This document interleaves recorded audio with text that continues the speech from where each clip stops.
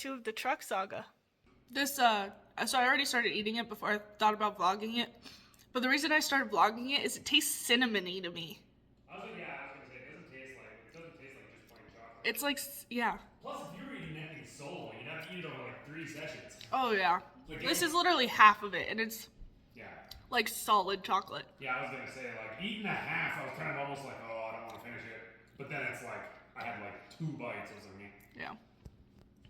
I forgot to mention that's the chocolate frog from the Harry Potter stuff we got. all right, so there's another thing. I just wanted to check something. So I checked the invoice to see how much oil it said they put in, and they put in 8 quarts. But then the funny thing was, I was looking for the crankcase capacity, and here, and I'm like, oh, what the hell? And it goes up to the 5.7. They have a separate book it says performance features guide, but it has the stuff for the 6.2. But that's just kind of funny that they didn't just, well, I guess they weren't selling enough TRX to just put it in there, but yeah. And then, to continue that, unless, like, whatever the oil they use is weird as fuck, that's supposedly the brand new oil that has whatever it is from the Ram dealer to Safeway, then to the house. There is no way. We'll see once I check it, how close I got to getting exactly, or pretty close to exactly half a quart out, but because I don't know. I had the theory that, like, maybe they didn't drain the oil cooler, but it's like they put a half, because I don't think what's lingering in the oil cooler should have made it go that dark that quick. Because that's like we showed the other day. Like, yeah, it's a shitty brand of oil, but it's like, because now that we have a better way to do it than just spreading it out on the bench, but I'll pour a dribble of this over my finger. And I mean, even if it's the thing is, if it's a shitty brand, it should be less pure. So if anything, it'd be even more clear than the AutoZone oil. But yeah, like, okay, where's that? See, that's what new oil looks like. And like I said, if anything, it's going to be less pure. Like, look at that. There is zero way. There is zero chance that's actually fully new oil. Like, I don't know. We'll see what happens, because I guess, obviously, I'm just guessing because I don't have a way to measure it in this thing. If it's a half a quart, but yeah. Because I was going to say, because if it's like, that's probably at least a third of a quart, so it should get it pretty close. So if it doesn't, it's going to mean that they not only overfilled it, but also didn't drain it well. Still a tiny bit high, but that's more where you want to be.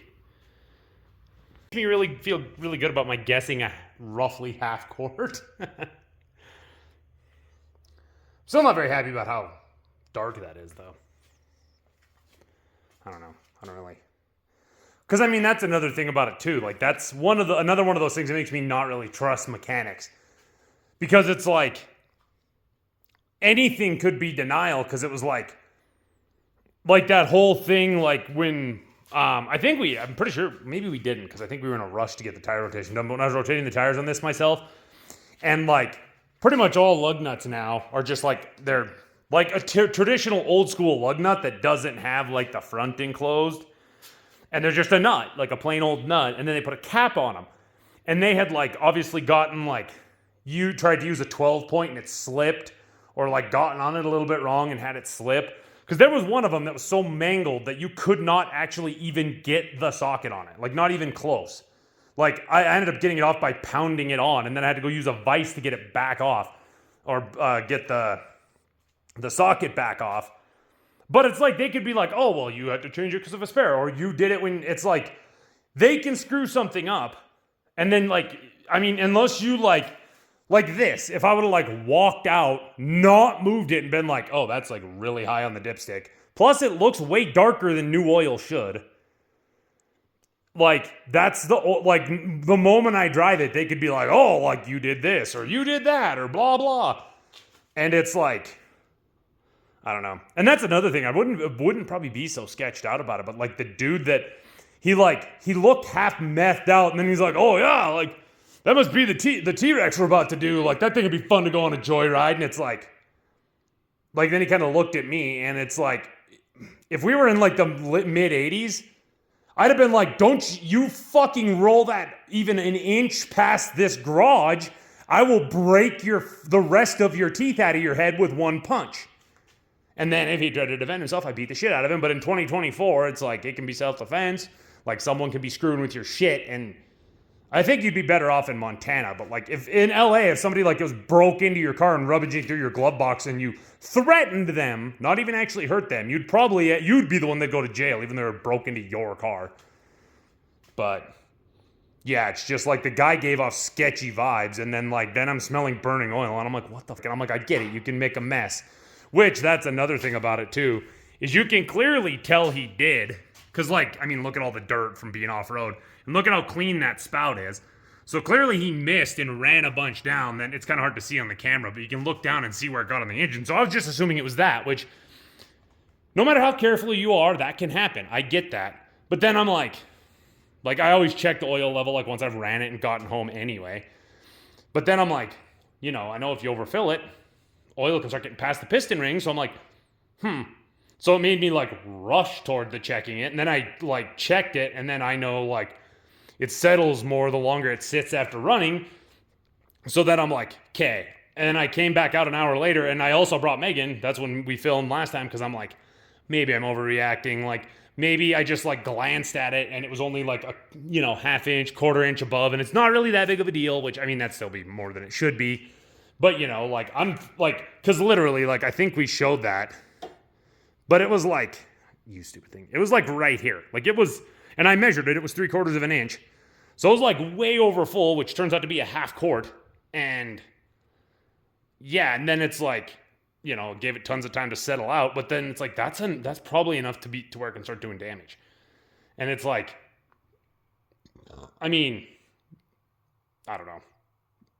Because it's a little bit of it's luck based to some degree, or not really, but because I was gonna say, because it'll make the oil foam, which makes it lose its lubrication properties, so then it can fully destroy your motor. But that you'd have to be never checking your oil and be pretty unlucky to have that happen.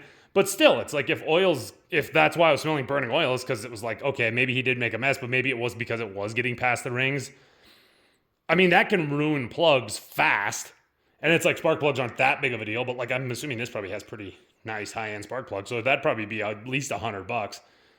And then it's and then you're getting oil particulate in the catalytic converter and stuff. So, it can hurt the performance of the vehicle. There's just, even the simplest thing that can happen from overfilling it that much is a problem.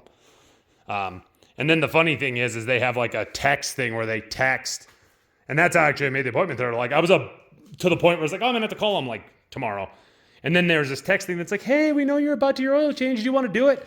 And I was yeah, try this time. And then they're oh, that's full. And that's how I made the appointment. So when they said this thing, it's how'd things turn out? And then I'm well, it was over full. And the oil does not look like it was actually changed. Or that it was insufficiently drained. And I haven't heard a word. I don't know.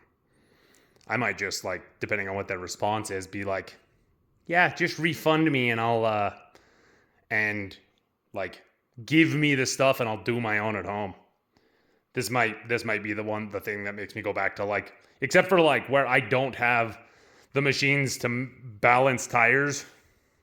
I might even start buying the tires, mounting them myself, then bringing them somewhere to get balanced. And then alignments where it's I don't have the tools to check that. But yeah, I might be going back to you ain't touch, if it's anything I have the tools to do, no one else is touching any of my shit ever again. Because it's if you're going to be half-assed with an oil change on, because I know, well, maybe. They might have had a Demon roll out of there. Because I know they had one in Anaconda. But I was going to say, unless they had a Demon or a Red Eye Hellcat, this is right up there with the nicest, most expensive thing that's ever been sold out of that place. And if you can't do things properly on this, what would it be if I brought that old ass Jeep in, or this fairly old high mileage car in? You're gonna pump some oil in it, boot it out the door, probably not even change the filter, which that's also a thing I kind of thought might be what happened on here. Because the first time it took like 2.5 hours. The second time it took like an hour. Yeah, I don't know.